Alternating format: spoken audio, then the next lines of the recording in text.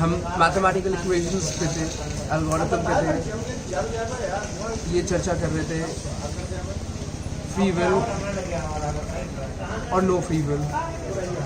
और ये इसलिए कर रहे थे क्योंकि अनलेस वो आदमी जिसकी एक प्रवृत्ति है, इक्वेशन बनी हुई है, वो इन्फ्लुएंस ना हो, तो वो जो इन्फ्लुएंस हो रहा है वो भी आइसोलेशन में नहीं चल रहा है, वो फिनोमेना वो भी तरंगों से जुड़ा हुआ है। ये सारी चीज़ें कनेक्टेड है। वहाँ से एक गाड़ी आई, यहाँ से भी एक गाड़ी आ रही है, दोनों का एक्सीडेंट हो गया, ख़त्म कहानी। ये कनेक्टेड है। इन दोनों के कारण ऐसे थे जिससे वो तरंगे बनी कि इस समय इन लोगों का इस तरह से मिलाप होना था फिजिकल बॉडी का। तो फॉर एग्जाम्पल लेट्स से जो प्लैनेट है, बोला राहु का कुछ असर हो रहा है। मान लो राहु और हमारे बीच में ब्लूटूथ कनेक्टेड है क्या? हाँ, अच्छी बात है, कनेक्टेड है। हाँ, जो प्लैनेट है उसका अगर तुम्हारे साथ कनेक्शन धागे से होता, हाँ, धागे, रियल धागे तुम्हारे और प्लैनेट के बीच में अगर होते, तो प्लैनेट की जो स्पीड है मूव करने की और रोटेट होने की, वो दोनों की वजह से उन धागों के अंदर ट्विस्ट एंड टर्न्स क्रिएट होते हैं और वो एक दूसरे के साथ नॉटेड हो रहे होते हैं वो धागे। हाँ, तो ये तो पूरा मैथमेटिकल फिनोमेना होने वाला है। जैसे ये मूव करेगा उसी हिसाब से ये जो थ्रेड्स लगी हुई हैं इनका पैटर्न चेंज होगा। हाँ, और एक दूसरे के साथ एंटेंगल हो जाएंगे ये थ्रेड एक पॉइंट पे, हो सकता है ब्रेक भी हो जाए। हाँ, तो ये जो यहाँ पे असर हुआ है ये एग्जैक्टली एक इक्वेशन के तहत हो रहा है और ये बना रहेगा। ये धागे जुड़े हुए हैं, ये बना रहेगा। ये किस पे बना हुआ है ये जानना ज़रूरी है। जो अस्तित्व है हमारा, अगर वो ना है वाली स्थिति पे है, मतलब इथीरियल है, अर्थ, एयर, वाटर, फायर, इन चार तत्वों का कोई लेना देना नहीं है, उस अस्तित्व के अंदर आकाश ही आकाश है। तो वो एम्प्टी स्पेस के साथ धागे जुड़े हुए हैं और टूट भी सकते हैं, यह है समाधि। हाँ, तो तभी जितनी भी बॉडी पे भी जो नॉट्स होती है ना, फिजिकल नॉट्स, हाँ, कि हम डांस करते वक्त वो फ्लूइडिटी अचीव नहीं कर पा रहे हैं क्योंकि हमारे मन में कुछ इनहिबिशंस है, संकोच है, जिस संकोच की वजह से हम फ्री म्यूजिक की तरह डांस नहीं कर पा रहे हैं, वो सब एक बार में तार टूट जाता है, फिर एकदम खाली हो जाती है बॉडी, फ्लूइड हो जाती है, मतलब म्यूजिक के साथ ऐसे मूव करती है जैसे एक रात पहले तक कभी की नहीं थी। तो ये वही हुआ। तो ये पॉसिबिलिटी ह्यूमन बीइंग्स के साथ है और यही उनका फ्री विल है। तो वो उनके ऊपर असर तो है बट वो उस असर से मुक्त हो सकते हैं। तो ये फ्री विल अगर नहीं होता तो ये चीज़ पॉसिबल नहीं थी। और जो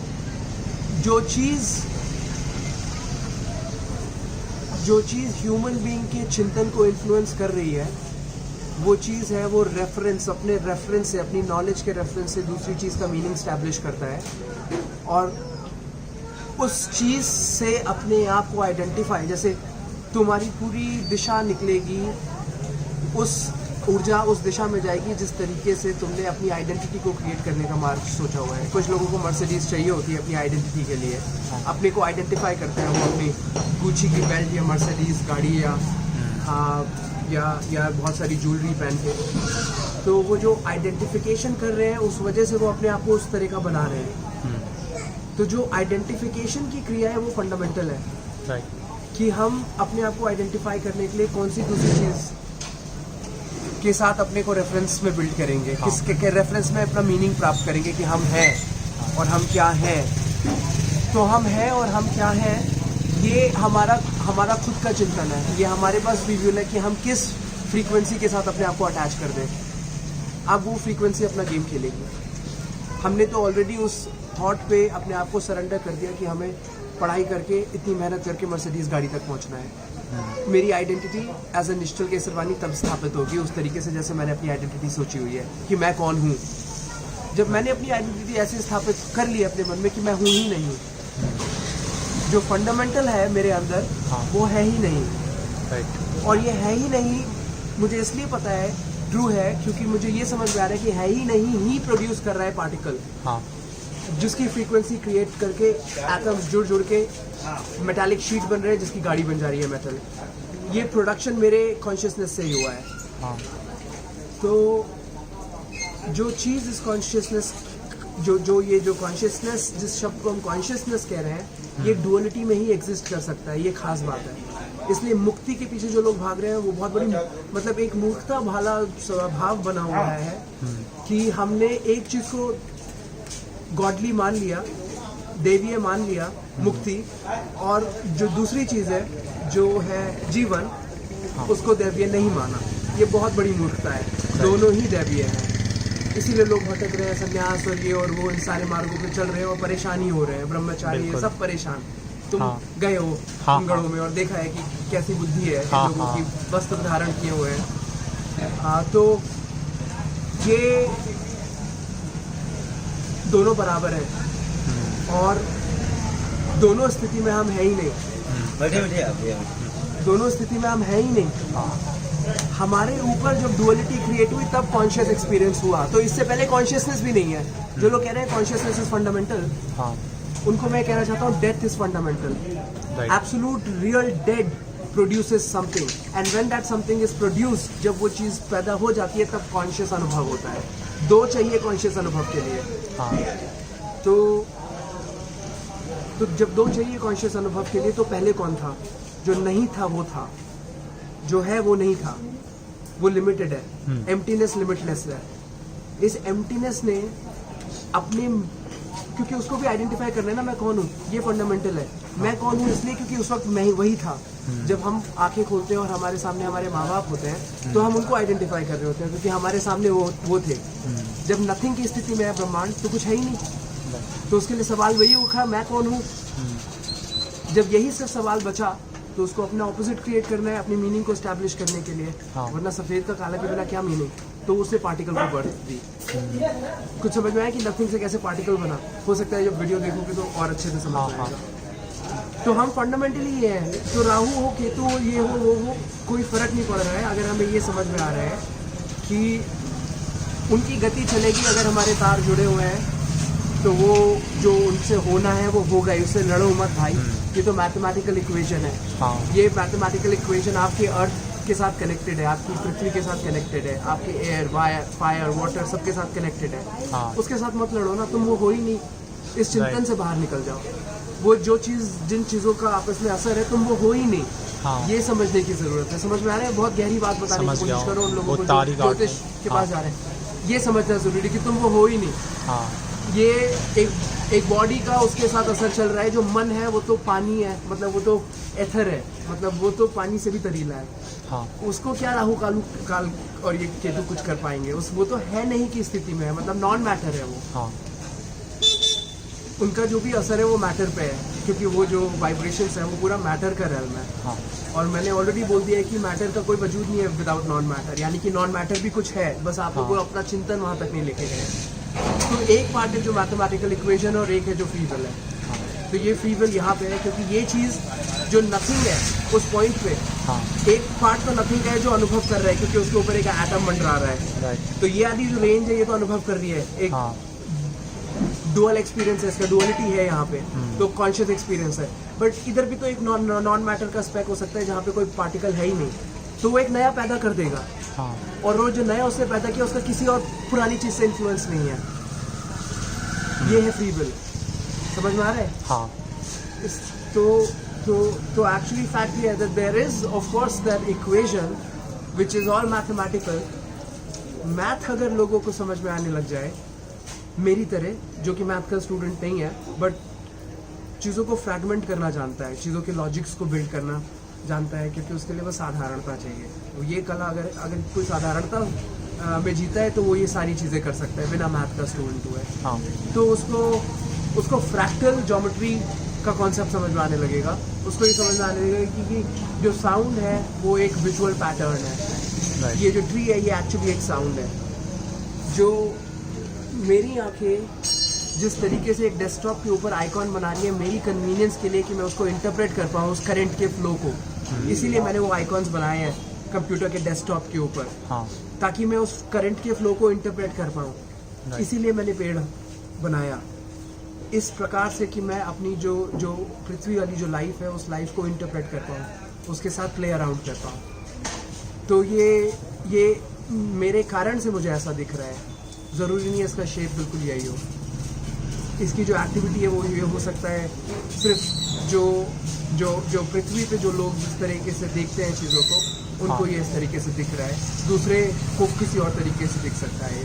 तो उनके लिए ये शेप एग्जिस्ट ही नहीं करेगा, ये इसकी शेप को पार कर जाएंगे वो लोग, क्योंकि यहाँ उनकी फ्रीक्वेंसी ऑफ जो वाइब्रेशन है और ये फ्रीक्वेंसी ऑफ वाइब्रेशन, इन दोनों में कोई रेजोनेशन है ही नहीं। दोनों अलग अलग फील्ड्स पे चल रही हैं, अलग अलग टेंजेंट्स पे हैं।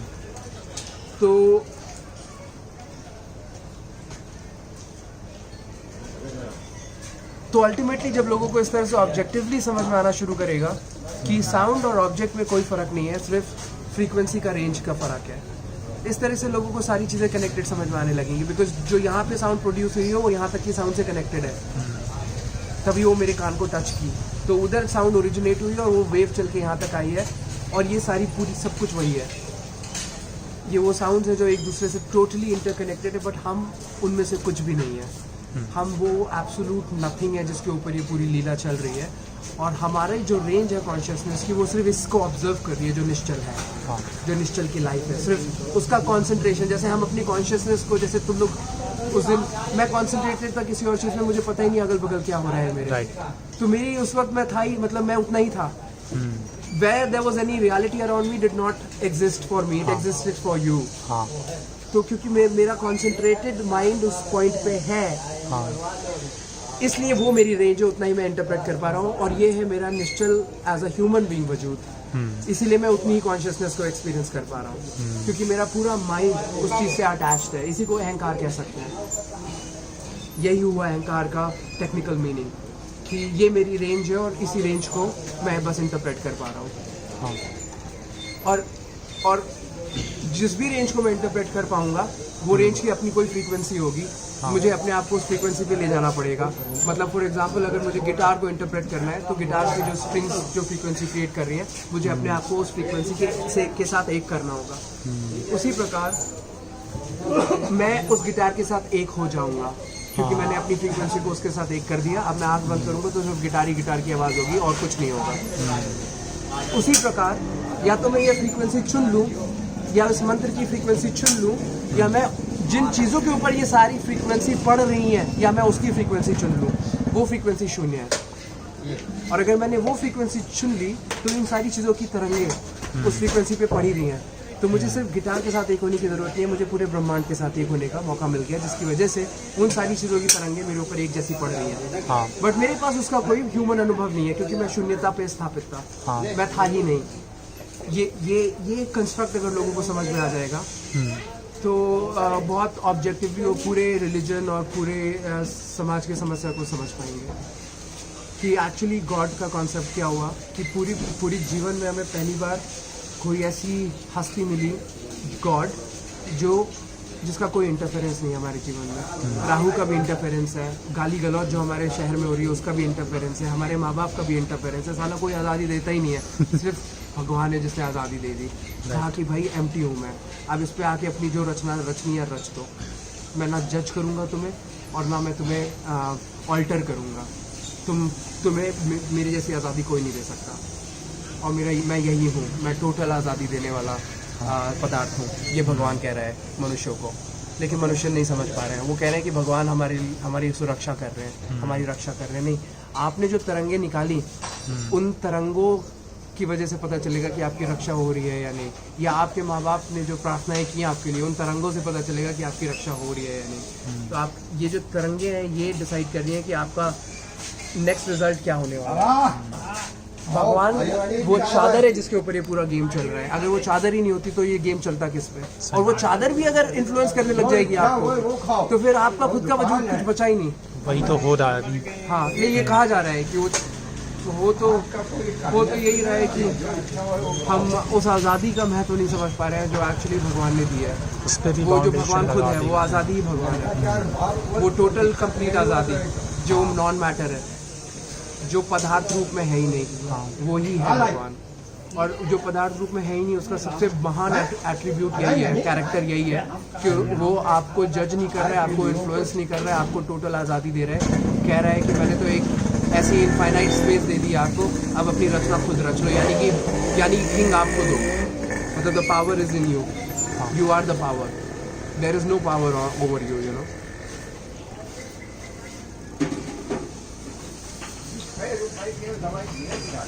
सो ऑब्जेक्टिव दुनिया बनाने के लिए लोगों को मैथ के भय से बाहर निकलना होगा, लेकिन ये ज़रूरी नहीं है कि उन्हें मैथमेटिक्स आनी चाहिए इस काम के लिए।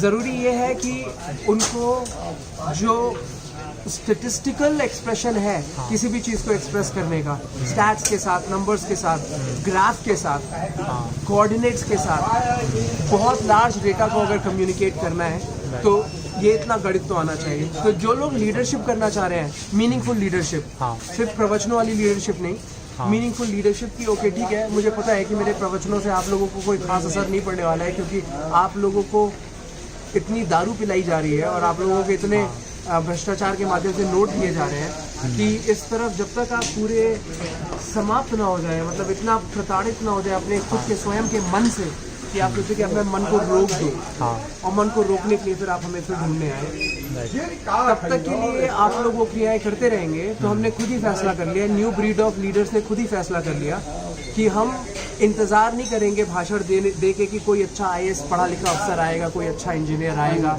कोई अच्छा साइंटिस्ट आएगा और वो इन बदलावों को लाएगा। हम खुद ही उस तरीके के मानव को निर्माण करने की प्रक्रिया चालू कर रहे हैं, और उसमें गणित का मुख्य रोल है, इसलिए गणित चुना। गणित काफ़ी है, बाकी सब ज्ञान लोगों को अपने आप प्राप्त हो जाएगा। गणित थोड़ा कॉम्प्लेक्स है, मतलब वो सिर्फ आंख बंद करके गणित को बिल्ड कर पाना अपने मन में और समझ पाना इतना आसान नहीं होने वाला है। ये भी ऋषि मुनियों ने किया है हमारे भारत में, लेकिन हम अपनी जीवनी से न्याय सीख सकते हैं, हम अपनी जीवनी से अध्यात्म सीख सकते हैं, अपनी जीवनी से बायोलॉजी सीख सकते हैं, हम अपनी जीवनी से बाकी सब कुछ सीख सकते हैं, मैथमेटिक्स और हो सकते हैं और कुछ चीज़ें हो जिसके लिए हमें एकेडमिक इंस्ट्रक्शंस मिलने चाहिए। तो वो एकेडमिक इंस्ट्रक्शंस के लिए मुझे गणित बहुत महत्वपूर्ण लगा। इस भावना के साथ अगर गणित के बिजनेस की रचना की जाए तो जो प्रोडक्ट की रचना हुई है उससे ज़्यादा महत्वपूर्ण हो जाती है भावना। तो प्रोडक्ट शुरुआती रूप में किस लेवल पे है, कहाँ है, कितना बदलाव ला सकते हैं समाज में, उससे ज़्यादा महत्वपूर्ण हो जाता है किस बुनियाद के ऊपर खड़ा हो रहा है। तो किसी ना किसी दिन वो उस जगह पहुंच ही जाएगा, क्योंकि लक्ष्य वही था। तो अगर लोगों को ये समझ में आ जाएगा कि they can look into things from a more objective I, थोड़ा ऑब्जेक्टिविटी के साथ हर चीज़ को देखा जा सकता है, और उसके बाद एक दिक्कत ज़रूर जीवन में होगी कि अब रिस्पॉन्सिबिलिटी सारी चीज़ों की अपनी खुद हो जाएगी, अब हम भगवान को ब्लेम नहीं कर सकते। ये चीज़ से लोग बचते हैं, क्योंकि जिस दिन ये कल्चर बिल्ड हो गया और ये समझ में आ गया लोगों को यार ये हमारे खुद के कर्म है, और क्या अगर जैसे हमें मान लो किसी ने उठा के जेल में डाल दिया, हमारे पास दो विकल्प हैं, या तो हम खोज सकते हैं अपने आप को, ये सोच सकते हैं कि हमने कोई गलत कर्म किया जिसकी वजह से जीवन में क्या होगा, अभी नहीं किया, हमें बेकसूर होकर डाल दिया, लेकिन हो सकता है हमने पिछले जन्म में कोई कर्म किया हो जिसकी वजह से हमें उठा के किसी ने जेल में डाल दिया। अभी हमने कोई कसूर नहीं किया, पिछले जन्म में कोई किया था जिसका अभी उसका तरंगे इस तरह से बनी, और अब जाके उनकी भेंट हुई उस चीज़ से जिसने ये रूप पैदा किया। दो तरंगे पिछले जन्म में चल दी, वो एक्चुअली मैं आम आदमी को बताने के लिए बोल रहा हूँ ये बात। वो तरंगे जो चल के आई हो मैं खुद हूँ, मैं यहाँ तक आ गया हूँ। अब ये नई कुछ इसी जीवन की कुछ तरंगे जिसकी वजह से हुए मूर्खों, कहाँ जा रहे हो वहाँ, वो तरंगे तुम्हारे साथ जुड़ी हुई हैं, ये जो तुम हो ये पूरा लेके आई है वहाँ से। अभी जो हुआ है ये तुम्हारी अभी जो कुछ क्रिया तुमने की है, या ये भी हो सकता है, ये हो सकता है कि वो जो तरंग थी उस तरंग का टोटलिटी में अभी ये असर आया है, पिछले कई जन्मों पहले से अभी तक टोटलिटी में असर आया है। अब तो हमें दो विकल्प है, तुम अपने आप को या तो खोज सकते हो तुमने कोई कुकर्म किया होगा जिसकी वजह से तुम्हें जेल डाला गया, या तुम ये सोच सकते हो कि मेरी प्रार्थना सुन ली गई, क्योंकि मुझे जो अनुभव मिल गया इस जगह जाके, वो अनुभव मुझे पूरी जीवन में कितना भी मैं रईस हो जाता मुझे ये अनुभव नहीं मिल सकता था समाज का। और ये अनुभव एक अद्भुत अनुभव है उस सिस्टम का जिस सिस्टम को आम आदमी कभी जान ही नहीं सकता। ये दीवार के उस पार का सिस्टम है, तो आपको जो उस जगह जाके ये अनुभव मिला उसका धन्यवाद होना चाहिए मन में कि अब आप और शक्तिशाली नेता बन सकते हैं। आपको और ज़्यादा सीक्रेट्स पता चल गए हैं सोसाइटी के। आपकी चिंतन ये भी हो सकता था, लेकिन लोगों ने अपने ऊपर रिस्पॉन्सिबिलिटी डाली नहीं चीज़ों की, और अपने ऊपर रिस्पॉन्सिबिलिटी डालते तो टोटल उनका पूरा चिंतन अब स्वयं की अंडरस्टैंडिंग के ऊपर ही बेस्ड होता है। उनको पता होता है कि हमको करनी नहीं है, न थे हमारा वो फाउंडेशन ही नहीं है, हमें लगी नहीं, हमारे लिए पॉसिबल ही नहीं है कोई इस तरह कोई पाप जैसा कर्म करना। तो ये जो हुआ है ये अच्छा ही हुआ होगा। अब हमें सकारात्मकता से सोचना है कि अब भाई इसमें क्या अच्छा है। जब चिंतन इस दिशा में ले जाते हैं कि इसमें क्या अच्छा है, तब ये तकलीफें जैसी नहीं लगती हैं।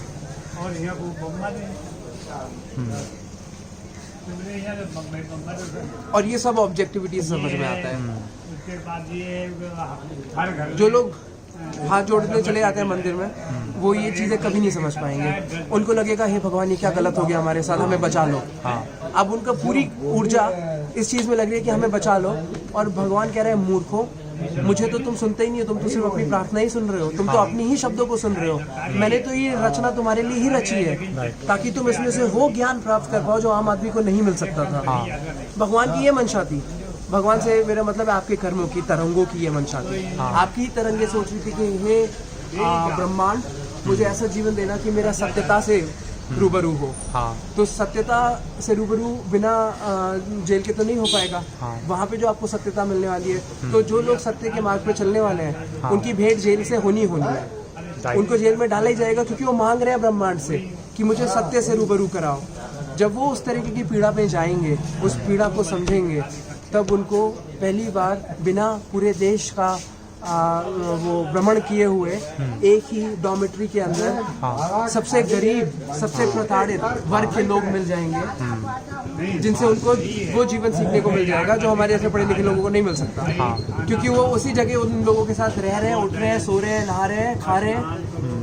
तो 3 महीना भी अगर ऐसी जगह मिल जाता है तो भारत का वो चीज़ सीखने को मिल जाती है भारत के बारे में, जो आप शायद 5 साल के भ्रमण के बाद सीख पाएंगे भारत के बारे में। वो एक जेल सिखा देती है लोगों को। तो जो लोग निर्दोष जेल में जाते हैं वो मायूस हो जाते हैं सिर्फ इसलिए क्योंकि उनके परिवार और घर वाले सारे भगवान की तरंगे नहीं सुन रहे हैं, वो अपनी प्रार्थना की तरंगों को भगवान के पास डाल रहे हैं। मतलब अभी भी भगवान पे नहीं छोड़ा, लेकिन है सब देश ये पूरा भगवान को मानने वाला, लेकिन छोड़ा भगवान पे कुछ भी नहीं है। सारे जा रहे हैं प्रार्थना करके, अपनी ही चिंतन को डाल रहे हैं वहाँ पे।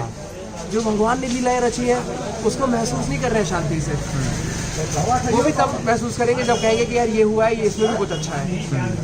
क्योंकि ये मतलब हम अच्छे हैं तो हमारे कर्मों की तरंगों ने हमें लाके दिया है, इसलिए अच्छा है। इसलिए नहीं कोई भगवान बैठे जो हमारे ख्याल रख रहे हैं, हम प्रिय हैं उसके।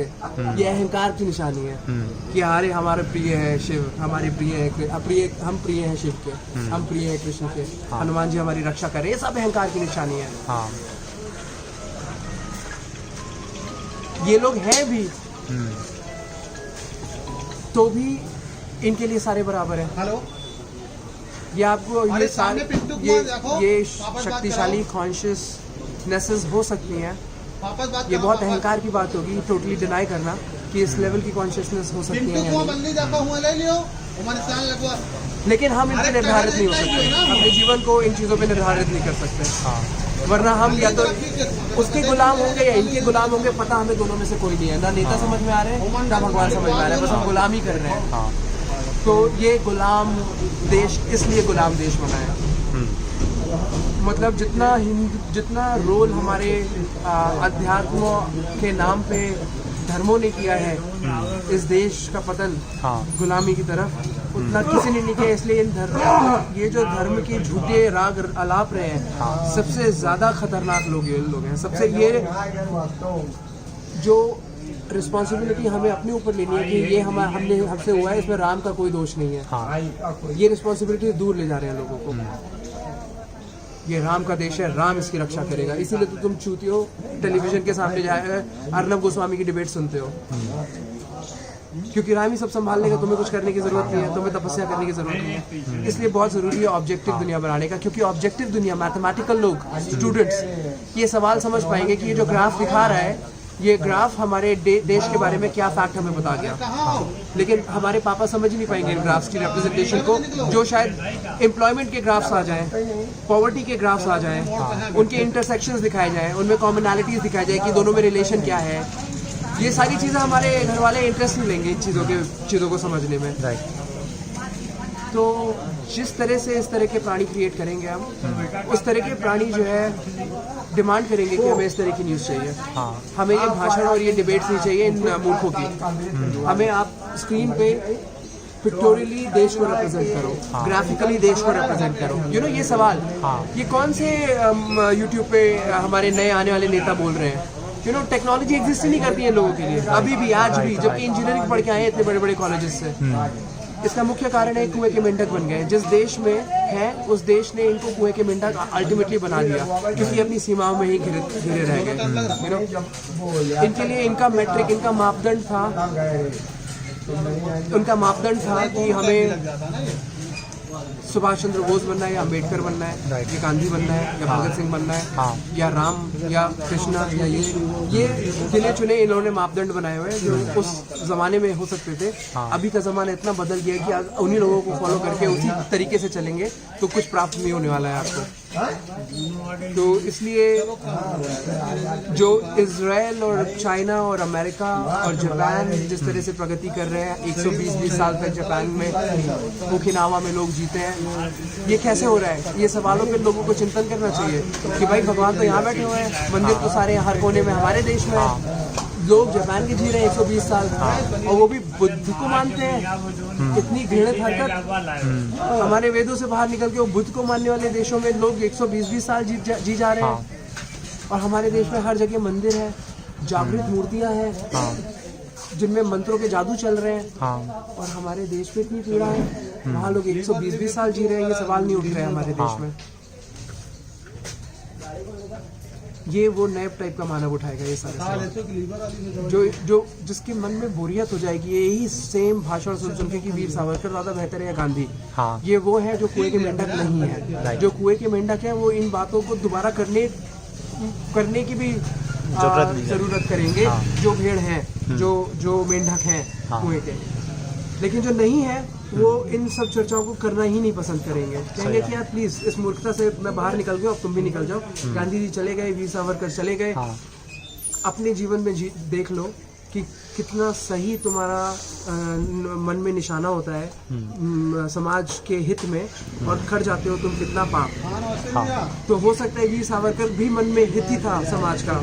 समाज के लिए सिर्फ उन्होंने पवित्रता से अच्छा ही सोचा, अपने लिए उन्होंने पवित्र रखा अपने आप को, अपनी सच्चाई के साथ अडिग रहे। उसी प्रकार गांधी भी, ये लोग ने हो सकता है आप ही की तरह, जैसे आज मैं भी समाज के लिए अच्छा सोच रहा हूँ, मोदी भी अच्छा ही सोच रहे हैं बिल्कुल, लेकिन इसका मतलब ये नहीं कि उन सबके अंदर वो दैवीय काबिलियत आ गई कि उस चीज़ को कर दें। उनके अंदर वो पवित्रता होनी चाहिए। अच्छा सोचना, निशान बना लेना कि हमें उस जगह पहुंचना है, बहुत आसान है, लेकिन रास्ते में बिना किसी भ्रष्टाचार के, बिना किसी झूठ के, बिना किसी विकार और कुकर्म के उस जगह पहुंचना अपने आप में एक अलग बात है। तो हो सकता है वीर सावरकर से भी कुछ कुकर्म हो गए हो, कुछ निर्दोषों की मृत्यु उनके प्रवचनों की वजह से हो सकता है हो गई हो, तो गलतियां हुई हैं इन लोगों से, लेकिन यही लोग जानते हैं कि इनसे ये गलतियां हुई हैं या इन्होंने जानबूझ के ये हरकतें की हैं।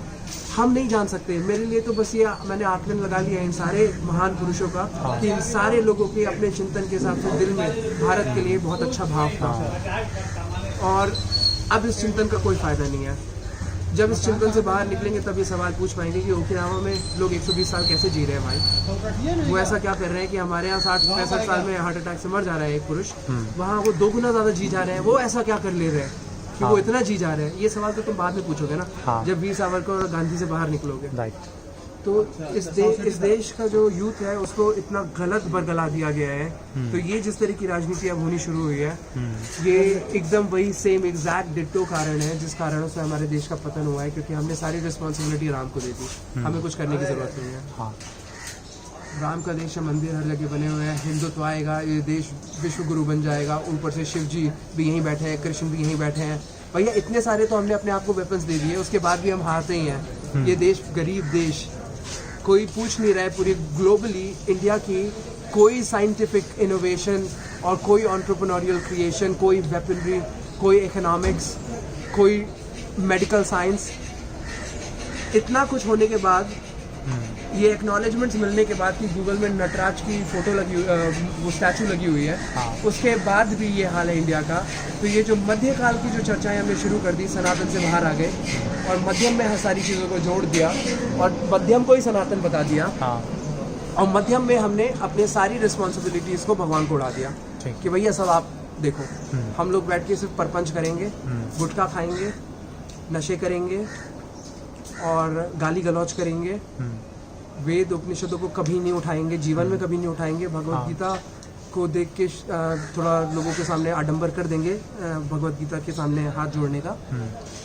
बस हम यही सब करेंगे। हमें चाहिए भाई एंटरटेनमेंट, सिर्फ गॉसिप चाहिए कि बगल में पड़ोस में क्या हुआ, उसकी बीवी ने किसके साथ चक्कर चलाया, हमारे इस परिवार का आदमी कड़वा है और इसने हमारे साथ ये गलत किया, इसने हमें ये प्रताड़ना दी, हम एक बहुत बड़ी विक्टिम हैं। हम बस यही बनने वाले हैं अब इस देश के अंदर। और जैसे ही हम विक्टिम बन जाएंगे वैसे ही हम भगवान के मंदिर में चले जाएंगे हाथ जोड़ने कि हे भगवान हमें बचा लो, जबकि धारा हम पे लगी हुई है लेट्स से 420 और हमें किताब उठानी चाहिए 420 की, क्योंकि पुलिस ने कहीं चोरी हुई, एक गरीब आदमी को पकड़ के, उनको तो नंबर चाहिए था, एक गरीब आदमी को पकड़ के चोर घोषित कर दिया और उसको जेल के अंदर डाल दिया, पुलिस ने नंबर अंकित कर लिए अपने लिए। और ये आदमी भगवान के दर्शन कर रहा है, ना कि इस धारा को पढ़ने के लिए। एक किताब उठाए, सेक्शन 420 क्या होता है, उस पर एक छोटी सी किताब उठाए और पढ़े। कानूनी प्रक्रिया बेल की क्या होती है, उस पर किताब उठाए और पढ़े बेल की प्रक्रिया। लेकिन वो तो भगवान, उसको फुर्सत ही मिल रही है, वो घंटी बजाता रहेगा कि पढ़ाई करेगा कि भैया मेरे साथ जो बीता मैं पढ़ तो लूँ, ये क्या बीत गया मेरे ऊपर। और यही कारण है कि हमारे देश में मेंटल स्ट्रेस, हैप्पीनेस क्वोशेंट सब इतना कम है, मेंटल स्ट्रेस इतना ज़्यादा है, लोग एक दूसरे को ट्रस्ट नहीं कर पाते हैं, बीमार है, गरीब है, मतलब यू नेम इट, सारे जो वर्स इंडेक्सेस हैं उसमें हम जिस लेवल पे कांग्रेस शासन में रहे हैं अभी भी वही हैं, उनमें कोई भी पूर्ति नहीं हो रही है, बल्कि कड़वाहट में ज़्यादा बढ़ोतरी ही हो रही है समाज के अंदर। तो उन इंडेक्सेस में हम और नीचे 100% गए ही हैं और ये मेजरमेंट्स होने चाहिए थे सोसाइटी के, लेकिन हमने मेजरमेंट बना दिया है कि जब यहाँ पे मंदिर बन जाएगा, हिंदुत्व आ जाएगा, वही गुटखा खाते हुए ब्राह्मण, गुटखा से कोई प्रॉब्लम नहीं है, दारू से कोई प्रॉब्लम नहीं है, गांजा, सिगरेट, मुझे तो इन सब चीज़ों से किसी बात से कोई प्रॉब्लम नहीं है। मुझे प्रॉब्लम इस बात से है कि जो संगति ये है, ये जो संगति है, ये अकेले में करें और वो अकेले में किताब खोल के करें, कोई दिक्कत नहीं है। आइंस्टाइन पूरे टाइम पाइप फूकते रहते थे अपना, यू नो, लेकिन आइंस्टाइन की बुद्धि के अंदर क्या हुआ ऐसा कि टोबैको के कण कुछ खास असर नहीं कर पाए। तो ये सब आडंबर नहीं है मन में कि आप दारू पीते हो या तंबाकू खाते हो तो आप गलत हो। मेन प्रॉब्लम ये है कि जिस संगति में आप ये सब कर रहे हो उस संगति के अंदर सत्संग हो ही नहीं सकता है। और इन सब चीज़ों पे प्रहार होना चाहिए इस देश में। इस पे नहीं कि बैन कर दो, वो हिटलर शाही थोड़ी चल रही है कि इसको बॉलीवुड को बैन कर दो, ये बैन कर दो, वो बैन कर दो।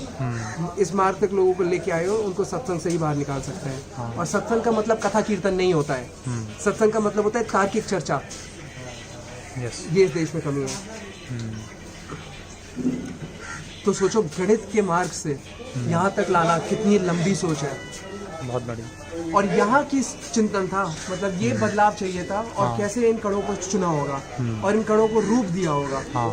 ये जो हिंदुस्तान के अंदर एंटरप्रेन्योरियल मार्ग चल रहा है, इस मार्ग में और मेरे मार्ग में ये फर्क है। जो कैपिटलिज्म का मार्ग चल रहा है, उनके कैपिटलिज्म के मार्ग में और मेरे मार्ग में ये फर्क है। और ये भारत का कैपिटलिज्म होना चाहिए। लेकिन ये भारत को, ये मिसाल जिस तरह का कैपिटलिज्म मेरा है, जिस तरह का स्टार्टअप और जिस तरह से मैंने उसको यहाँ तक प्रोडक्ट तक लेके आया हूँ, ये मिसाल भारत ही दे सकता है। क्योंकि आज समाधि का चिंतन यही हुआ है।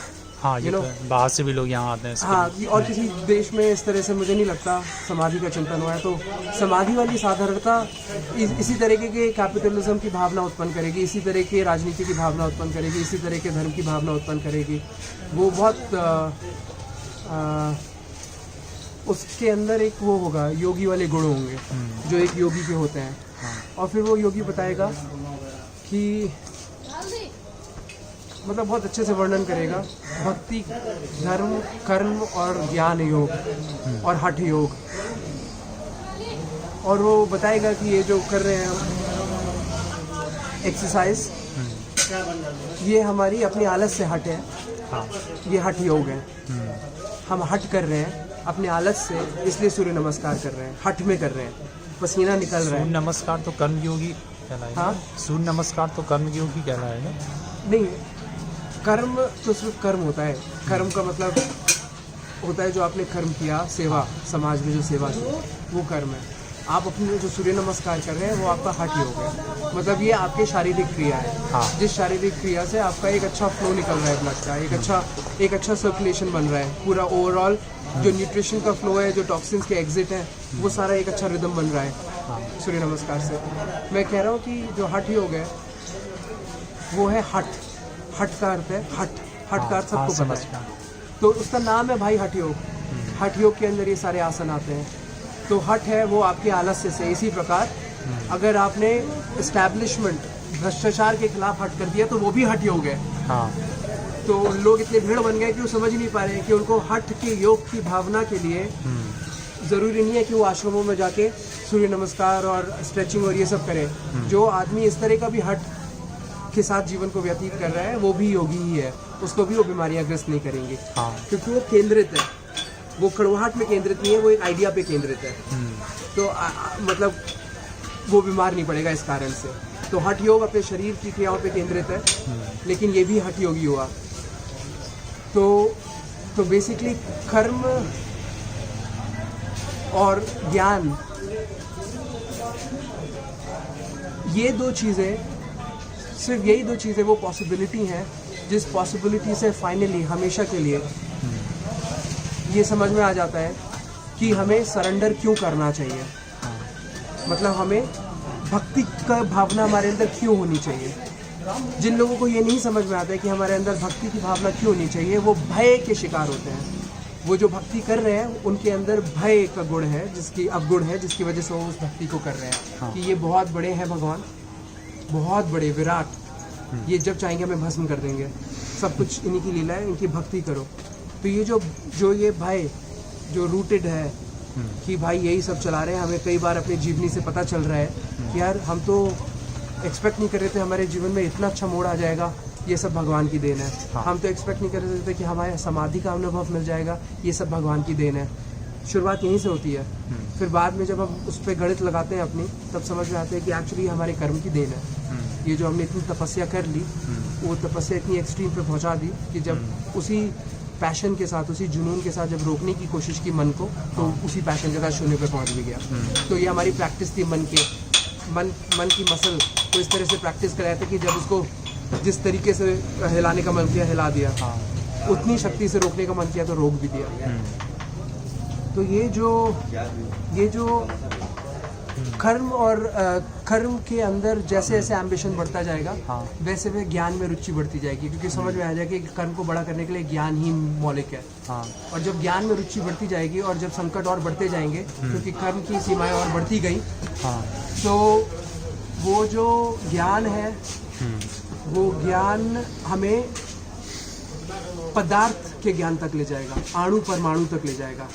और अणु परमाणु का जब चलन रुकता है तो शिव तत्व का वर्णन शुरू होता है। इन बातों तक अपने आप पहुंच जाएगा, तब उसको फाइनली समझ में आएगा कि मुझे क्यों नतमस्तक होना चाहिए ब्रह्मांड की तरंगों पे। जो ऐसा व्यक्ति होगा वो डगमगाएगा नहीं अपनी ह्यूमिलिटी से, अपने अंदर का जो उसका अंदर जो सिंप्लिसिटी है, साधारणता है, और जो सरेंडर है, वो कभी डगमगाएगा ना उस चीज़ से। जो बाकी के लोग हैं जो आधे अधूरे हैं, वो लोग अगर इतने सरेंडर के भाव में होते तो उनको डॉक्टरों की ज़रूरत नहीं होती अपने आप को अपनी बीमारियों से निकालने के लिए। बीमारियों का मुख्य कारण ही उनका दोगलापन है। दोगलापन से वो हीट क्रिएट हो रही है बॉडी के अंदर। आत्मा कुछ और चाह रही है, शारीरिक क्रिया कुछ और करवा रही है। तो इसके विरोधाभास की वजह से जो गर्माहट क्रिएट हो रही है, उसकी वजह से बीमार पड़ रहे हैं लोग। तो जब ये दोगलापन नहीं होगा तो लोग बीमार नहीं होंगे। और जिसने अपने आप को परमात्मा पे सरेंडर किया हुआ है, जो मंदिर, मूर्ति, मस्जिद और चर्च में जा रहे हैं जो लोग, अगर वो लोग बीमार हैं तो इसका मतलब वो सत्यता से अपने धर्म का पालन नहीं कर रहे हैं। जिस दिन हम इस तरीके के मापदंड खड़े कर देंगे इस देश के अंदर, उस दिन लोगों को एक्चुअली समझ में आएगा कि गलती कहाँ हो रही है। अभी तो बीमार हुए, खट से दवाई खा ली, पता ही नहीं है कितनी बड़ी गलती कर दी। बुखार हुआ, खट से दवाई खा ली, पता ही नहीं कितनी बड़ी गलती कर दी। शरीर आपको गर्मी देना चाह रहा है, ताकि वो उन कीटाणुओं को मारे उस गर्मी से, और आपने दवाई से अपने आप को ठंडा कर दिया। हाँ तो पता ही नहीं है कि एक्चुअली में जब इस तरह की सोच रखना शुरू करेंगे तो ये भी समझ में आएगा बुखार हुआ ही क्यों, कैंसर हुआ ही क्यों, इतनी कड़वाहट कर दी जीवन में, इतनी गालियां बक दी लोगों को, इतना भ्रष्टाचार कर दिया, इसलिए तो कैंसर हो गया। सही बात। कैंसर इसलिए हुआ क्योंकि हमारी जो तरंगे थी वो सारी जो है कंफ्यूज हो गई, वो साधारणता के मार्ग से हट गई, तो उनको समझ में नहीं आ रहा है कि ये आला बाएं लूँ या ये आला बाएं लूँ, या उस दिन ये आला बाएं लिया था, ये आला बाएं लिया था, उस दिन ये आला झूठ बोला था या वो वाला झूठ बोला था। ये जो कॉम्प्लेक्सिटीज मन के अंदर क्रिएट होती है ना, इसी की वजह से नॉट्स बनती हैं, जिसकी वजह से सारी बीमारियां बन रही हैं शरीर के अंदर। हीलिंग का प्रोसेस टोटली खत्म हो जाता है इसलिए। हाँ। नहीं तो शरीर खुद हील कर लेता है। हाँ, शरीर खुद ही हील कर देगा अगर उसके अंदर सत्यता होगी। हाँ तो शरीर सत्यता के मार्ग पे चलेगा तो शरीर को कोई बीमारियां नहीं फंसाएंगी। अगर मापदंड ये बन जाए कि अगर बीमार हो तो कुछ तो गड़बड़ है तुम्हारे अंदर। अब बुरा लगे अच्छा लगे ये अलग बात है, लेकिन अगर कुछ बीमारी है तो इसका मतलब तुम्हें अपने आप को सत्यता के मार्ग पे लाना पड़ेगा। यही इसका मौलिक हीलिंग हो सकती है। हाँ तुम ये सोचो ये दवाई खा लो, उसके बाद भी जाके तुम वही चोरी डकैती करो और तुम ठीक हो जाओगे, ये पॉसिबल नहीं है। तुम बीमार इसलिए हो, तुम लोगों को जो है वो कैंसर देने वाले पदार्थ खिला रहे हो। हाँ। इसलिए तुम खुद बीमार हो गए हो, क्योंकि तुम्हारी पूरी संगति उसी तरंगों की बनी हुई है। तुम बीमार इसलिए हो क्योंकि तुम जानवरों को काट रहे हो, वो तुम्हारी पूरी संगति उन्हीं तरंगों से घिरी हुई है, जिन तरंगों के अंदर बहुत सारी कॉम्प्लेक्सिटीज हैं। हाँ। उनके अंदर वो साधारण वो नहीं है तरीलापन कि वो फिसलते फिसलते पूरा जीवन हाँ निकल जाए, कहीं अचकने ना आए, तो वो इसलिए आ रही है क्योंकि हमने खुद ही वो तरंगे अपने चारों तरफ पैदा की हुई हैं। बेसिकली तम्बाकू का कैंसर से कुछ लेना देना नहीं। कोई लेना देना नहीं है। हाँ। तंबाकू आपको कैंसर दे भी सकता है और कैंसर नहीं भी दे सकता है। हाँ। लेकिन अगर आपने उस चीज़ का सेवन किया है और आपने 50 सूर्य नमस्कार कर दिए उस दिन, जिस दिन आपने इस तरह की किसी भी चीज़ का सेवन किया है और आपने 50 सूर्य नमस्कार दिए, कहने का मतलब है आपने अपने लंग्स से और अपने जो पोर्स हैं उनसे पसीने के माध्यम से हर टॉक्सिन जो रुक सकता था उसको उस प्रकार से ट्रीट किया जैसे एक चलती हुई नदी ट्रीट करती है गंदगी को। हाँ। अगर नदी चल रही है तो नदी साफ कर लेगी अपने आप को, आपको चिंता करने की जरूरत नहीं है। वो ठहरी हुई है तो वो अपने आप को साफ नहीं कर पाएगी। तो ये लोग जो तंबाकू और ये सारी चीज़ों का सेवन करके बैठ के परपंच कर रहे हैं, और वो भी झुकी ऊर्जा से, अगर अंदर से आवाज़ निकाल के उस ध्वनि से भी परपंच करेंगे तो एक्सहेलेशन के माध्यम से जो हवा बाहर निकली उसके माध्यम से बहुत सारे टॉक्सिन्स बाहर निकल जाएंगे। लेकिन झुकी हुई ऊर्जा से आवाज़ निकल नहीं रही है सालों के गलों से, तो वो लोग थोड़ी निकाल पाएंगे उन पदार्थों को अपने शरीर से बाहर, इसलिए कैंसर हो जाएगा। हाँ। तो पदार्थों का इन चीज़ों से कम लेना देना है, हमारे खुद की लाइफस्टाइल का ज़्यादा लेना देना है। हाँ। तो इसलिए जो लोग ये मुद्दा उठा रहे हैं कि ये बैन हो जाना चाहिए तंबाकू, वो भी गलत है। और जो कह रहे हैं कि हाँ भाई ये प्रक्रिया जो चल रही है जैसे चल रही है इसको चलने दीजिए, वो भी गलत है। हाँ। क्योंकि वो उनको उस मार्ग पे ले ही नहीं जा रहे हैं। वो ले भी कैसे जाएंगे? भ्रमित है। हाँ, वो भ्रमित ही करने में बिजी इतना है। एक दिन में 24 घंटे हैं, उस 24 घंटे के अंदर आपने सिर्फ भ्रम ही अगर लोगों को डालना है, सिर्फ इस तरह की आडम्बरी रिलीजन की बातें करनी है, तो फिर लोगों को समय कहाँ मिल दे पाओगे आप? भाई आप नेता हो मोदी जी, आपको लोग बहुत आदर देते हैं, आप कुछ इस तरीके का सत्संग कर जाओ जाने से पहले, लेकिन आपको खुद ही नहीं पता है ये चीज़। आपकी भ्रिकुटी के बीच में 2 लाइनें इस बात की निशानी है कि आपके पास समाधि का कोई अनुभव नहीं है। अगर होता समाधि का अनुभव तो आपका माथा सपाट होता। आपकी ये जो 2 बड़ी बड़ी लकीरें दिखी है ये आपके असंतुलन की निशानी है। ये बात आँख होनी चाहिए और बल होना चाहिए ये बात बोलने का, क्योंकि इतनी गूढ़ बात है कि ये छू जाएगी। हाँ। अगर हमारे अंदर दम होता वो वाला जो किसी धर्मगुरु का है और हम ये बात बोल जाते तो बहुत असर कर जाती ये बात कि मोदी जी आपका असंतुलन आपके चेहरे पे दिख रहा है मुझे। लेकिन मैं ये नहीं कह रहा हूँ कि आपके अंदर वो देवत्व नहीं है, आपके अंदर पूर्ण रूप से नहीं आ पाया, आपके अंदर है, मुझे वो भी दिख रहा है। मुझे दिख रहा है योगी के अंदर नहीं है, उसके अंदर नहीं, वो तो चेहरे पे दिख रहा है ना कि वो सत्यता से भरा हुआ सुंदर चेहरा है या कैसा चेहरा है, ये तो चेहरे पे आ जाती है ना वो चीज़। तो आपके अंदर तो वो गुण दिख रहा है, लेकिन आपको आरएसएस ने असंतुलित कर दिया। उनकी विचारधारा ने आपके ऊपर ऐसा हावी हो गए, और वो भी आपके अंदर भी उतना दम नहीं था कि आप अपने आप कुछ पूरा बुनियाद से पैदा करते, जैसा शायद जिन नेताओं की हम बुराई करते हैं कभी कभी उनकी तारीफ भी कर देते हैं। मुलायम सिंह ने बुनियाद से कुछ पैदा कर दिया, जैसे अरविंद केजरीवाल ने बुनियाद से कुछ पैदा कर दिया, हाँ ये जो बल है ना, ये बल वो बल नहीं है कि आपने एक चलती हुई धारा में आप आ गए और अपने उसूलों को कॉम्प्रोमाइज़ कर दिया कि उस धारा से बने रहे, जैसे कन्हैया और कांग्रेस। तो आपने भी तो वही किया, आप सब लोग वही कर रहे हैं, चले जा रहे हैं आरएसएस में, क्योंकि आपको पता है आपका बल ही नहीं है कुछ नया पैदा करने का इस देश में। एक नई पार्टी बनाने के लिए जो बल चाहिए वो आपके अंदर है ही नहीं, आप लोगों के अंदर, चाहे आप नितिन गडकरी हो, चाहे आप चाहे मोदी हो, आप में से किसी के अंदर वो बल नहीं है। तो इसलिए मैं आप लोगों को उस तरीके का दर्जा नहीं देता जैसा हमारा मूर्ख समाज आपको देता है। आप लोग बड़े आम किस्म के लोग हो, जिन लोगों ने अपने उसूलों को बेच के कुछ हैंडशेक्स कर लिए सही लोगों के साथ, और लोगों ने चल तेरी गाड़ी में चला दूंगा, पीछे से उन्होंने बल देके तेरी गाड़ी चला दी। लेकिन आरएसएस का जो संस्थापक होगा वो कितना ज्ञानी आदमी है। बिल्कुल, एब्सोल्युटली। तो इसलिए वीर सावरकर जैसे लोगों की ये बातें कर सकते हैं, उन लोग के अगल बगल छू भी नहीं सकते, उनकी बाल की नोक के बराबर भी नहीं हो सकते। जिस आदमी के अंदर ये बल था कि वो काला पानी, वो सज़ा काटने के बाद भी अपने आप को, अपने जीवन को समाप्त ना करे, उसके बाद भी अपनी जो चाणक्य नीतियाँ चल रही हैं उनको चलाता रहे। सोचो कितना उसके अंदर ऑप्टिमिज्म होगा जीवन को लेके, और कितना उसके अंदर जुनून होगा, कितना बल होगा उसके अंदर कि आज भी उसका नाम लोग ले रहे हैं। और मेरे ख्याल से ऐसे बलवान लोग जो होते हैं ना, वो बलवान लोग नई चीज़ों को पैदा करते हैं, नई विचारधारा को पैदा करते हैं, पुरानी विचारधाराओं के साथ जुड़ते नहीं हैं, उनको रिजेक्ट भी नहीं करते हैं। वो कहते हैं भाई वो आपकी यूनिक आइडेंटिटी, जिस तरह से आपका डीएनए, जिस तरह की आपकी अपब्रिंगिंग, वो उसके साथ यूनाइटेड है, वो विजन, वो एक है उस आपकी हस्ती के साथ। जो मेरी हस्ती उसके साथ भी कुछ होगा, एक कोई चीज़ बनी होगी जो मेरी हस्ती के साथ एक है। या तो आप मान ले, क्योंकि हर कोई नहीं हो सकता ना उसमें बलवान, हर कोई गांधी नेल्सन मंडेला ऐसा नहीं हो सकता। कुछ लोग मोदी जैसे भी होंगे जो ड्रामे के ऊपर, जिनका पूरा सीन ड्रामे पे टिका हुआ, ड्रामे पे, और वो मिक्सचर है हर चीज़ का, अध्यात्म का भी, टेक्नोलॉजी का भी, आडंबर का भी, टोटल जो राइट मिक्सचर होता वो है मोदी मेरे हिसाब से। हाँ बिल्कुल बिल्कुल, वो राइट पिक्चर लोगों के सामने पेंट की गई है। वो पिक्चर पेंट की गई है, पता है कैसे कैसे फोटोज व्हाट्सएप पे घुमा के। बीके अयंगर योग के गुरु है, चल रहा है क्या? हाँ, बीके अयंगर जो अयंगर योग के गुरु हैं, उनकी पुरानी बचपन की फ़ोटो, मतलब जब वो 18 साल के थे, योगा करके पॉस्चर में व्हाट्सएप यूनिवर्सिटी में बांटी गई है, ये कह कि ये मोदी नौजवानी में थे। जो पॉस्चर वो कर रहे हैं बीके अयंगर, उसको कोई भी देखेगा तो मोदी का भक्त बन जाएगा। भाई मोदी ये कर सकते थे अपने जवानी में। तो ये मेरे पास जब आया, जब मैंने फैक्ट चेक किया तो पता चला ये बीके अयंगर की यूथ की फ़ोटो है, जिसको मोदी की फ़ोटो बना के दिखाया गया है।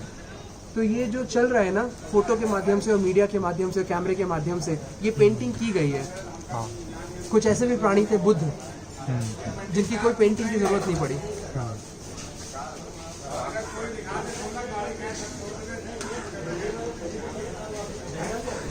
उन्होंने कोई ऐसी राजनीतिक पार्टी नहीं बना दी अपनी कि हमारी ये स्ट्रैटेजी चलेगी। तो ये जो हमें मिसालें मिली हुई हैं, चाहे वो मोदी हो, चाहे वो योगी हो, चाहे वो राहुल गांधी हो, चाहे वो अरविंद केजरीवाल हो, ये सारी बहुत आसानी से अपने डिप्लोमेसी के लिए अपने उसूलों के साथ कॉम्प्रोमाइज़ करने वाली मिसालें हैं। इस टाइम पे मुझे लगता है देश को एक ऐसा नेता चाहिए जो क्या कि यार छोड़ो, वोट मिले ना मिले, मुझे सत्य बोलना है। और मुझे मैं आपके वोट का वो नहीं हूँ, क्या बोलते हैं हिंदी में, गुलाम। चलो गुलाम बोल देते हैं, मैं आपके वोट का गुलाम नहीं हूँ, चलो ऐसा बोल देते हैं। कोई और वर्ड चाहिए था मुझे। मैं अपना करियर तो Elon Musk, Jeff Bezos, Larry Page, Bill Gates, Steve Jobs, इन लोगों को देखते हुए उसकी रचयिता कर रहा हूँ, उसको क्रिएट कर रहा हूँ। उन लोगों को भी वोट्स की ज़रूरत नहीं थी, उसी प्रकार मुझे भी वोट्स की ज़रूरत नहीं होगी। अगर वोट का मोहताज नहीं। हाँ, मैं वोट का मोहताज नहीं हूँ, मैं ये कहना चाह रहा हूँ कि मैं वोट का मोहताज नहीं हूँ, क्योंकि मेरा जो बल है, जो मेरी शक्ति है, वो ज्ञान से आएगी और अर्थ से आएगी। और वो अर्थ मेरा व्यापार मुझे देके जाएगा, और ज्ञान मेरा कर्म मुझे देके जाएगा। ये काफ़ी अच्छी बात है अगर समाज समझ जाए कि मेरा ज्ञान मेरा कर्म मुझे दे जाएगा और मेरा बल मेरा अर्थ मुझे दे जाएगा। इसको सिंक्रोनाइज करके इंसान जीवन जिएगा तो वो लाखों करोड़ों अपने लिए, मतलब 1 लाख करोड़ अपने लिए पैदा कर देगा कुछ ही सालों के अंदर सत्य के मार्ग पे।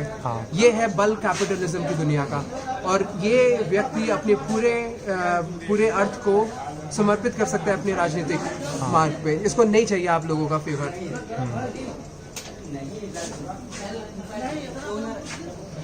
तो ऐसा कोई नेता चाहिए जो बोले जो डिपेंडेंट ना हो कि भाई मेरे को वोट मिलेंगे तभी मैं गेम जीत पाऊंगा।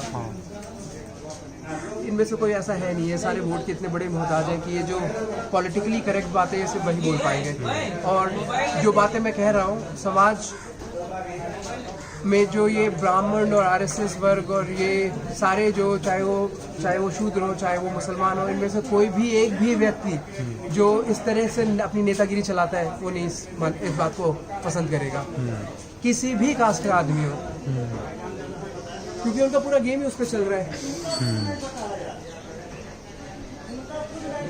अब इन लोगों को आंकड़े दिए जाएं कि आपकी खून के लोग इन देशों में गए, अपनी ये जो विक्टिमहुड वाली जो लाइफ है ना कि हमें प्रताड़ित किया गया था, हमें आरक्षण चाहिए, ये जो विक्टिमहुड वाली जो आपका जीवन है, ये जीवन को उन्होंने छोड़ा और इतनी तरक्की करके जीवन में ऐसे कई सारे उनको एग्जाम्पल्स दिए जाएं। यूथ जो इस तरह से निकला, तो ये लोग जो मांग रहे हैं भीख, इन लोगों को बुरा लगने लग जाएगा। इनको मतलब वो चोट पहुंचनी चाहिए इनके दिल में कि सालों विक्टिम हो तुम लोग, प्रताड़ित भिखारी हो तुम लोग, है ना। ये चोट इन लोग तक पहुंचनी चाहिए कि भैया वोट तो तुम्हारा चाहिए, लेकिन तुम्हारी चापलूसी करने नहीं आए, तुम्हें बताने आए हैं कि तुम लोग प्रताड़ित भिखारी हो।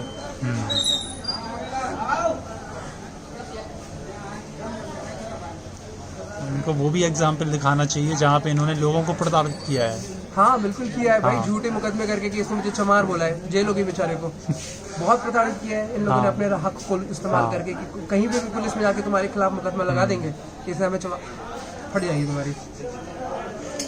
तो ये तो लोगों को बोलने में भी डर लगता है, ये वर्ड ही इतना खतरनाक दे दिया। बिल्कुल ये तो अच्छा हुआ क्योंकि इन लोग को प्रताड़ित किया गया इस तरह से, लेकिन अब ये कर रहे हैं। लेकिन अब सोचो अगर हम किसी का नाम ले लिया तो वो तो बेसिकली नाम ही है ना। उसको बदनाम किया तो कहीं ना कहीं खुद ने ही किया है, समाज ने तो किया, वो ठीक है, लेकिन गर्व से क्यों नहीं बोल सकते? हाँ, गर्व से बोलो भाई, सीधी बात है ना। क्या प्रॉब्लम है? कई सारे मोची तो जिमी चू बन गए, मतलब वर्ल्ड का ग्रेटेस्ट, जैसे साइरस मिस्त्री तो था। हाँ बिल्कुल। तो ये जो इन लोगों ने अपने अंदर ये हीन भावना खुद से पैदा की, बिल्कुल जो पैदा की है, सबसे बड़ा समाज में जो गड़बड़ हुई है वो इस हीन भावना। और यही मेरा कारण है कि अब मेरा वोट पहली बार जीवन में हमेशा के लिए आरएसएस और बीजेपी की विचारधारा से दूर हो गया है, हमेशा के लिए, मतलब एक बार के लिए नहीं। परमानेंट डैमेज है ये जो इन लोगों ने किया है, क्योंकि मैं इन सब चीजों का आकलन लगा पाया कि हीन भावना कितनी दूर तक चोट पहुंचाती है। ये हीन भावना पीढ़ियों तक नहीं जा पाएगी। जो हीन भावना खत्म हो रही थी समाज से धीमे धीमे, भले ही अंदर कुछ मदरसा में गेम चल रहे हो गलत देश के प्रति, भले ही मुसलमानों के अंदर कुछ ऐसी भावनाएं हो, भले ही ब्राह्मणों के अंदर कुछ ऐसी भावनाएं हो शूद्रों को लेके, भले ही हिंदुओं के मन में मुसलमानों को काटने की भावनाएं हो, भले ही हिंदू छुप के गायों का कत्लेआम कर रहे हो, भले ही मुसलमान भी गायों का कत्लेआम कर रहे हो, इन सारी चीज़ों को एक जगह रखो। ये जो हीन भावना उत्पन्न कर दी गई है, उसको तोड़ना बहुत मुश्किल हो जाएगा। इनका असर ज़्यादा विपरीत होगा, ना कि ये छोटे मोटे होम मिनिस्ट्री की शॉर्टकमिंग, जो ये होम मिनिस्ट्री की गलती है कि ये मैनेज नहीं कर पा रही है इन चीज़ों को। आपके रिलीजियस कन्वर्जन्स हो रहे हैं, या तो उसको क्राइम घोषित करो। बजरंग दल की गुंडागर्दी थोड़ी चलेगी हर बार, ये घर वापसी है। नहीं, बजरंग दल की कल भी गुंडागर्दी हुई है, चर्च का कुछ बैठक चल रही थी, बजरंग दल वाले पहुंच गए कि ये कैसे आप कर रहे हैं। भाई हम में से किसी को नहीं पसंद है कि हमारे समाज के लोगों को कन्वर्ट करके एक उस तरीके के धर्म में लाया जा रहा है जिसकी उतनी गहराई ही नहीं है और ना कभी हो सकती है, जो हमारे बेसिकली किसी धर्म की नहीं है, किसी धर्म की नहीं है। पूरी पृथ्वी पे जितनी गहराइयाँ हमारे धर्मों में लिखी गई हैं, और हमारे उन लोगों को भ्रमित करके आप दूसरे धर्म में ले जा रहे हो, गलत कर रहे हो। लेकिन बजरंग दल वाले तो उनकी मूर्खता के ऊपर क्या कौन उंगली उठाएगा कि लठ लेके हर जगह पहुंच जा रहे हैं। सबसे ज़्यादा तो उन्होंने हमारे संस्कृति को चोट पहुंचाई है। इनके पास तर्क नहीं है ना, क्योंकि बुद्धिमत्ता वाला तर्क है, ये नहीं कि तर्क नहीं। अरे डंडी की जरूरत नहीं होती तर्क की, क्योंकि अगर मैं इनकी जगह होता तो मैं जिस मंच पे वो यीशु मसीह और की बातें कर रहा था, उसमें मैं अपना माइक उठाता, उसके कहता भैया अब 2 पल हमें भी बोल लेना दो, बाहर खड़े हैं लठबाज, अभी हमसे बोलने आए हैं, 2 पल बातें करते हैं उन लोगों से। और उन लोगों को एक अगर असर नहीं होता नाम बदल देना मेरा। तो मैंने तो अपने लिए मार्ग यही चुना है ना, ये बताना लोगों को। जिस वक्त आपने गाली और लठ का इस्तेमाल कर दिया, आप ये समझ लो कि हमें तो हमारे ऐसे जागरूक लोगों को पता चल गया कि आपके अंदर दम नहीं है। ये तो है, आपके अंदर तर्क नहीं है, आप कुछ नहीं उखाड़ पाएंगे आप। बिना इसके अगर आप गेम कर गए तो आपने हमेशा के लिए देश को उस मार्ग पे डाल दिया जिससे वो विश्व गुरु बन जाएगा। कहीं ना कहीं गांधी जी का वही मार्ग था, इसीलिए वो बहुत महान व्यक्ति निकले। हाँ। उनको अगर 200 साल और मिल जाए तो 200 साल मतलब एक जीवन में वो पॉसिबल नहीं है जिस तरह से उन्होंने सोचा। और शायद इस बात का मुझे जवाब चाहिए अभी। हाँ। जो भी ये वीडियो को देखें वो भी मुझे जवाब देने की कोशिश करें। आप ये बताइए कि आज भी हमारे देश के हिंदू पसंद नहीं करते हैं कि मुसलमान इस देश में रहें। तो चाहे वो फैसला गांधी जी सुनाते, चाहे वो वीर सावरकर सुनाते, हाँ। चाहे वो गोडसे सुनाते, कोई ना कोई, ये चाहे सरदार पटेल सुनाते, कोई ना कोई फैसला सुनाने वाला था। राइट। और आज भी उसको सुनाने के लिए लोग मुताबिले हो रखे हैं आरएसएस में कि निकालो मुसलमानों को बाहर। तो गांधी जी ने क्या गलत कर दिया? अलग जगह देके उनको। ठीक है, ये तो होना ही था इस देश के अंदर। इस देश के ज़्यादातर लोग तो यही चाह रहे थे ना कि मुसलमानों को बाहर करो। तो उसका पहला पड़ाव क्या है? पहला पड़ाव है कि ओके, पहले उनको बिना फोर्स के बाहर करो। पहले उनको कोई फोर्स मत डालो, कहो कि आपके लिए एक नया देश बना रहे हैं, जो जाना चाहते हैं वो चले जाएं। हाँ। ये तो पहला पड़ाव था। हाँ। इसीलिए तो कई लोग कह गए कि बहुत महान हिंदू निकले गांधी। इतनी गहराइयों में लोग जा नहीं पाएंगे। उनको मतलब मैंने कोई किताब तो पढ़ी नहीं है, मैंने आत्मचिंतन किया है गांधी पे भी, वीर सावरकर पे भी। तो मुझे इन्फॉर्मेशन नहीं है कि इनकी उम्र कितनी थी, इन्होंने क्या क्या लीलाएं रची। लेकिन इनका जो चरित्र है उस पर आप आत्मचिंतन